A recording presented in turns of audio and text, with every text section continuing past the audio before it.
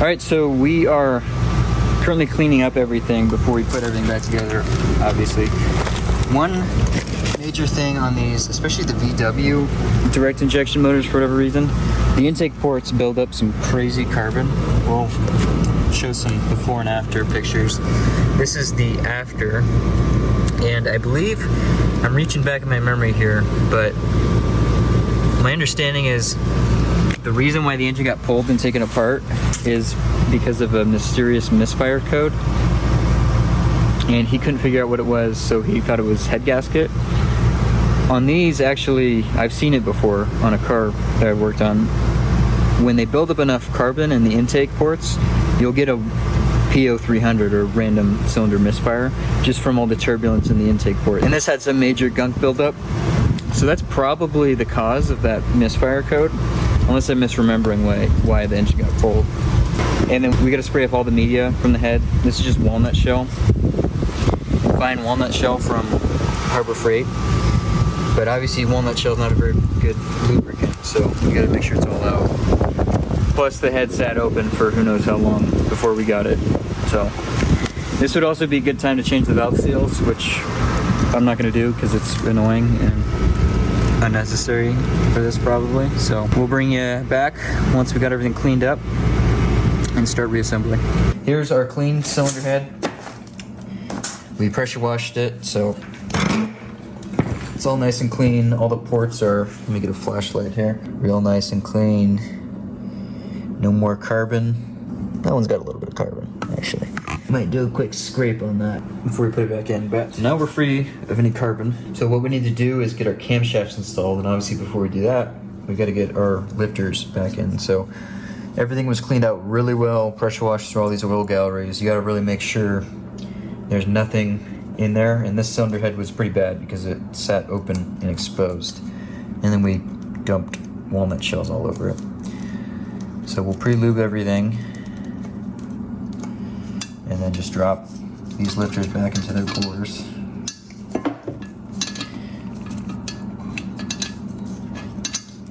And they just kind of slot right back on top of these springs. So 15 more to go, and then we can move on to the camshafts.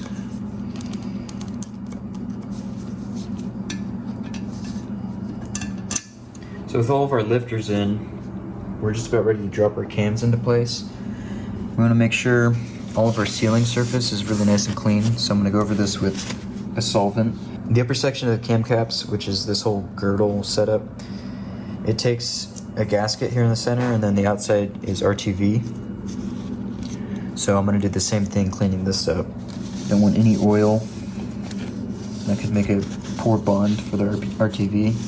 We also want to make sure all of our bolt holes are good. This bolt broke off and they drilled it out, and they drilled it out really crappy. All I did was weld a nut on there and it spun right out, but there's enough thread, I think we'll be okay. Hopefully. Otherwise we get a helicoil it or something.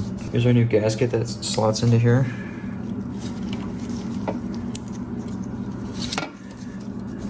Not entirely sure why they didn't use just RTV, but whatever. Looks like I cut it backwards. Let's set our cams into place.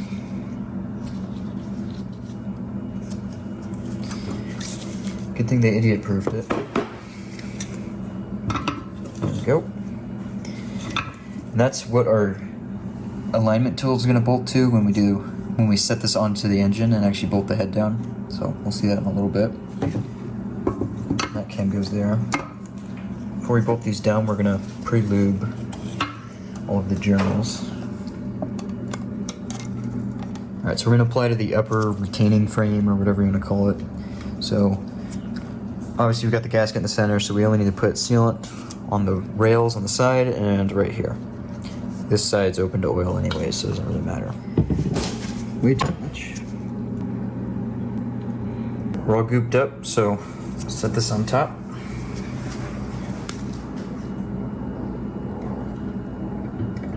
We have alignment dowels, so just drops right on. There we go. Probably gonna have to put our bolts in to make complete contact because there's probably a little bit of tension in some of the valves. So let's grab our bolts and start torquing. These technically are supposed to be replaced according to the service manual. We'll see how they feel. I think they're gonna be just fine. So I'm not worried about it. Plus, I couldn't even find new ones, honestly. Probably have to go through the dealer or something. And who knows if they're even available still. Joys of modern vehicles. Here's our torque sequence. And then the torque spec is 8 Newton meters and an additional 90 degrees. So you can see they're not really under that much tension, but they do call for bolt replacement. Right now I'm just gonna snug them all up. Okay, now we'll go 8 Newton meters. Torque pattern is pretty simple.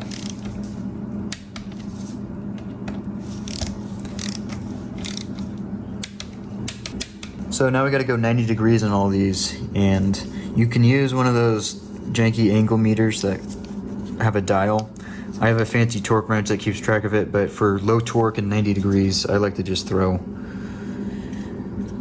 a paint mark on the bolt. Well, I always like to do this just because it's a double check, even when you're using an angle gauge. But for 90 degrees, it's super easy. You just go a quarter turn. So now 1/4 turn.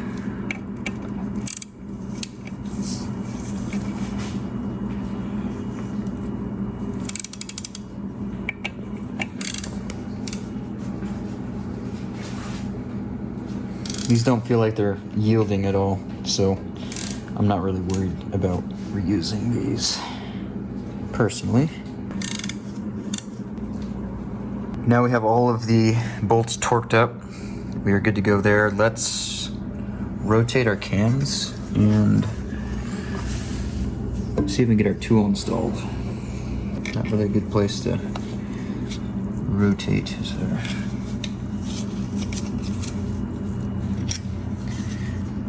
I don't really want to pry, but... Alright, let's get the bolt on the front and then we can spin it that way. So, while we rotate this over, we don't want it to be sitting on the table because we're going to have valves that open up and snap. Okay. So let's make sure we don't have any valves hanging way open. We do. So we're gonna need to throw a block of wood down so we're not resting on those. Okay. So we have our valves hanging open on both sides. Let's get our tool installed. So this is what bolts to the cams and makes them lock into position. Just get another block of wood so we can get this upright. Alright, so there we go. This head is now just about ready to bolt on to the block. We're gonna give the deck surface a final clean before it goes on there, obviously. I'm gonna do the exact same procedure for the other cylinder head and then we'll meet back up when we got the block ready to go. Actually, one last thing we wanna do is get these little plugs in that go right here. There's only one of them, I think. So we'll wanna seal that up and then we're ready to install. RTV this up.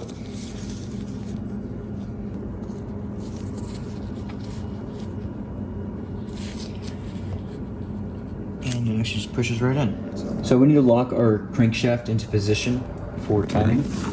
So there's a little plug down here. Ouch. That we're gonna round out, apparently. Oh wait, no, I think it's spinning. Maybe. Yeah, it's good.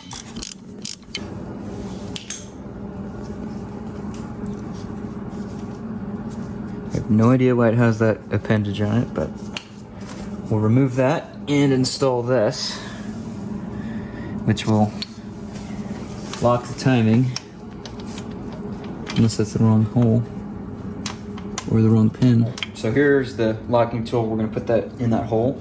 I don't know what position. I don't know if you have to put the pin in when the engine's at a certain position. Meaning if you put it in too early, you won't get to the right position, if that makes sense at all. I don't think you do, but... So let's rotate the engine until it stops.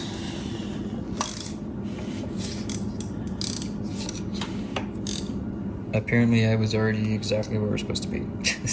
We need to clean out these bores before we get too far.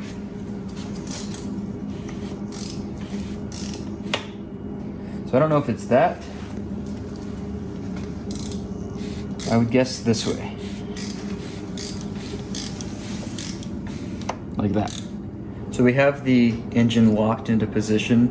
Ordinarily, if you were doing this in the car or if you had just removed the engine, you would look at the timing chain, or you'd look at the camshafts, which are still driven by the timing chains, make sure those bolt holes that we put the holders onto are facing up.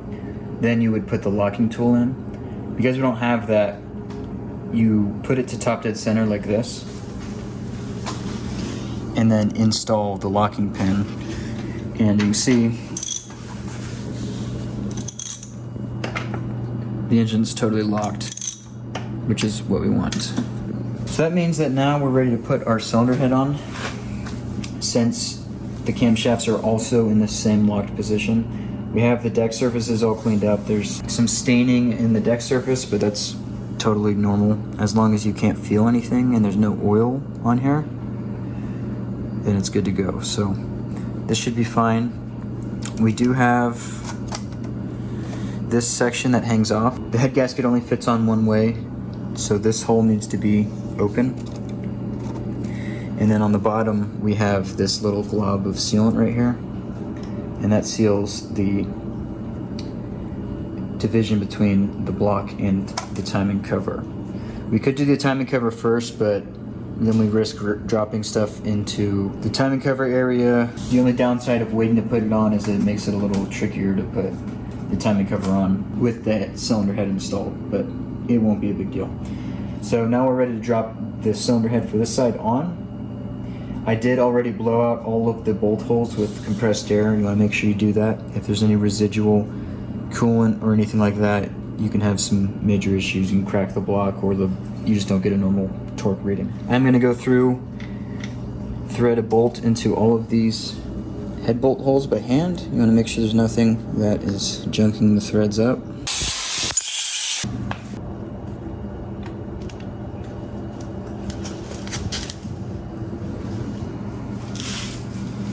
Okay, so we have our new cylinder head bolts.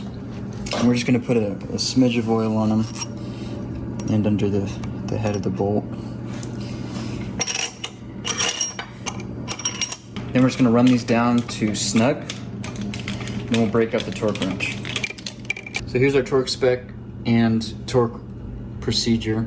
We go 40 Newton meters, 90, and then 90.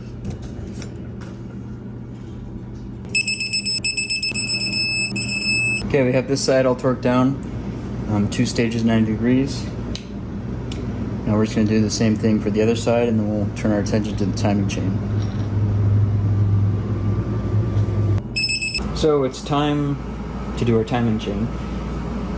First thing we got to do is get our our tensioner, which is a new tensioner, on. And it has this gasket that sits in here, like so. It sits in like this.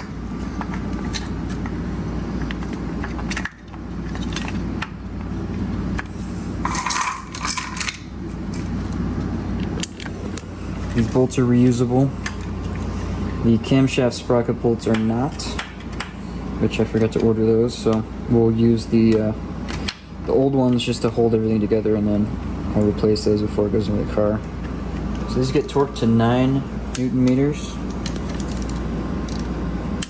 Oh yeah, so to hold the tensioner closed, if you have a new tensioner, which you should be replacing the tensioner, it comes with this tool. Otherwise you gotta either improvise one or get the kit. It usually comes with the crank holder and cam holder tool. Now we're going to take our chain and put it on. The weird thing is there's no timing marks. So all these denote is the different lengths. So this side is a shorter chain than the other side, just because of the way that the drive sprockets are positioned. So since the crank is locked and the cam is locked, you just assume it's in the right position. There's no really way to check. Kind of a strange design, but it works, I guess. Looks like I should have put the chain on first.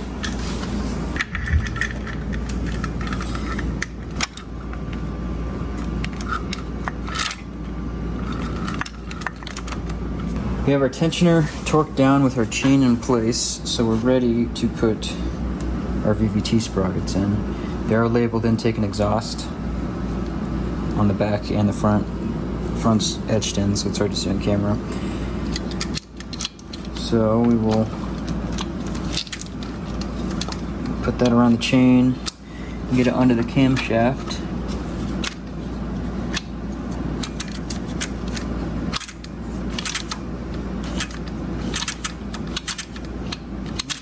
I don't think these lock into place, weirdly enough. I believe they just kind of sit there.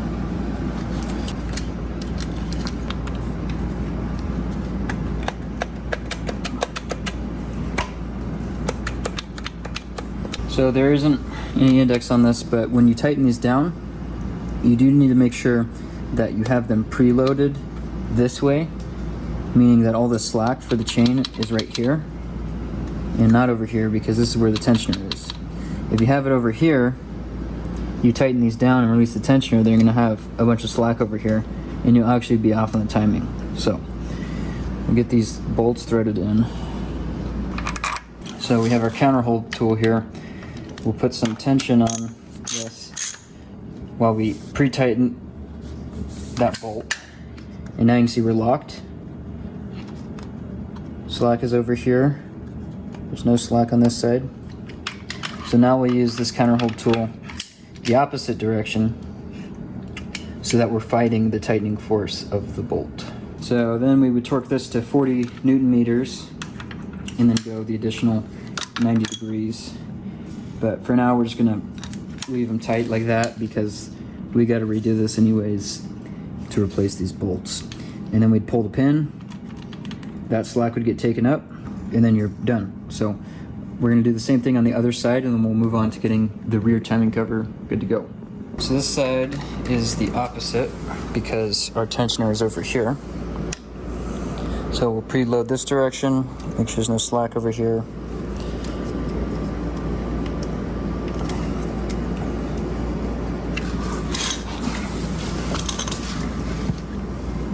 Which there isn't. Then we will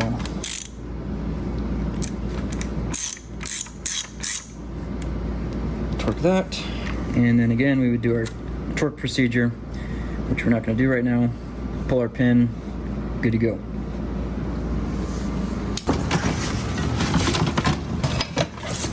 Wang Thang bolts. Rondo? We're ready to put our rear lower timing cover on now. These are the two seals that go in here. We have a new one here and a new O-ring thing here. So finish cleaning these up, and we also got to replace our rear main seal. So we'll knock the old one out.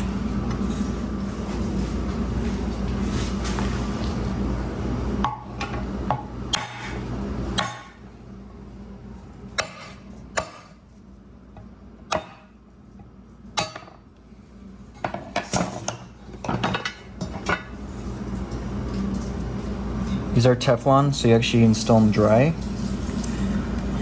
Otherwise they'll leak, weirdly enough. So we'll start off by installing our new rear main seal. Make sure our bore is nice and clean because we'll put silicone around it just for an added barrier of leakage.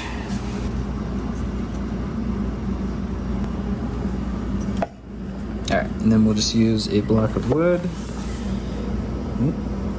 Try not to do that.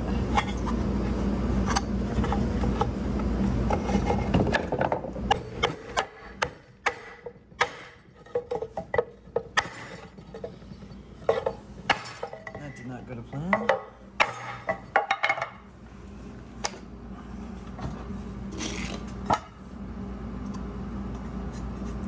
Apparently it's not a very tight fit.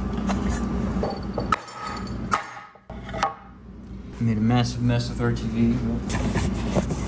One thing I'll mention is a sign that somebody has been here before us, which we already know because all of the timing stuff has been replaced. This dowel and the other dowel, they are not ordinarily sloped like that. That's actually a tip that the service manual offers when you're doing it in the car, because the cylinder head's installed. So if you have the dowels as they are normally, you got to slide up against the head gasket. Versus that, you can get it almost all the way on and then finally push it up and onto the head gasket surface. So a little tip there, I guess. So we'll put a little bit of sealant in the seal grooves just to retain them. And then we just got to do a nice thick bead all the way around. That's probably a little too thick.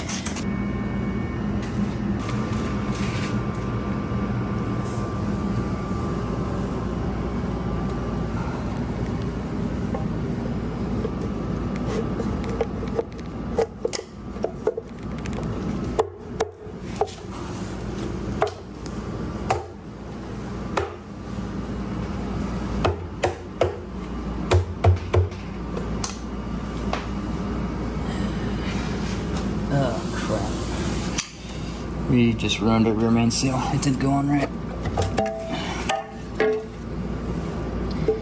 Okay, well. We got our new camshaft sprocket bolts in and torqued. You can see we went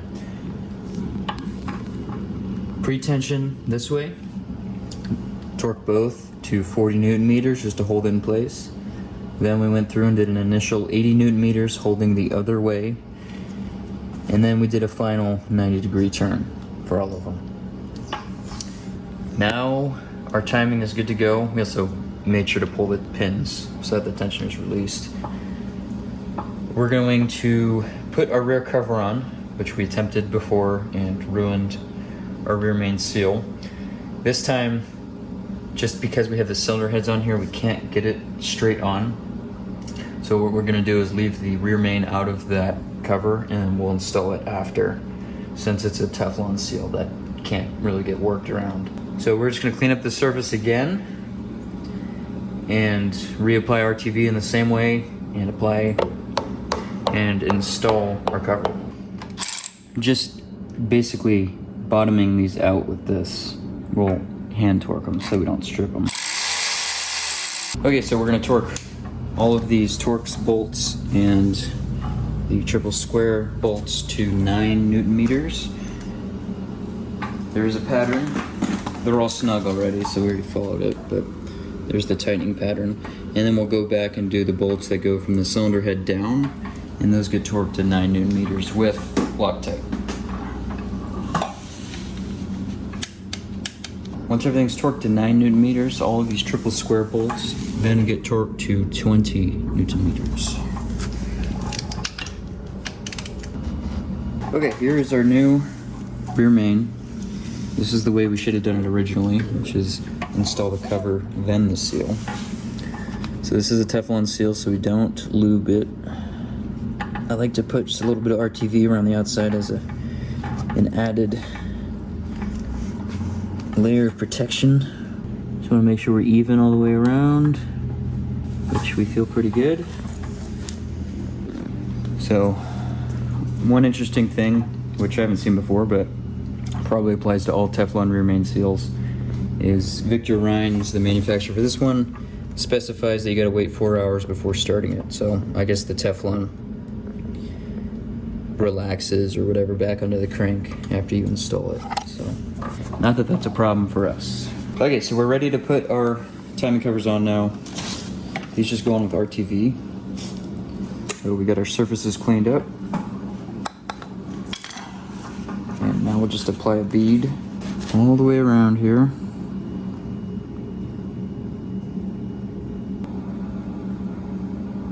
These are side specific.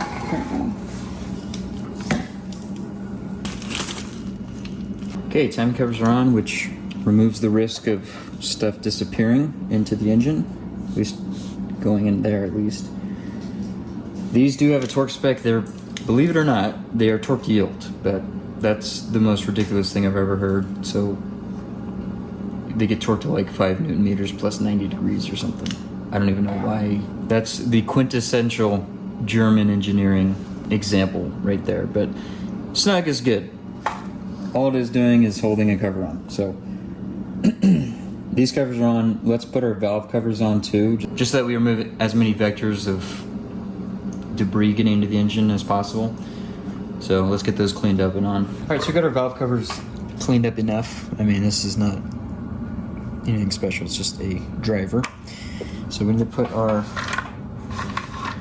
new gaskets in, which they're just these push-in style.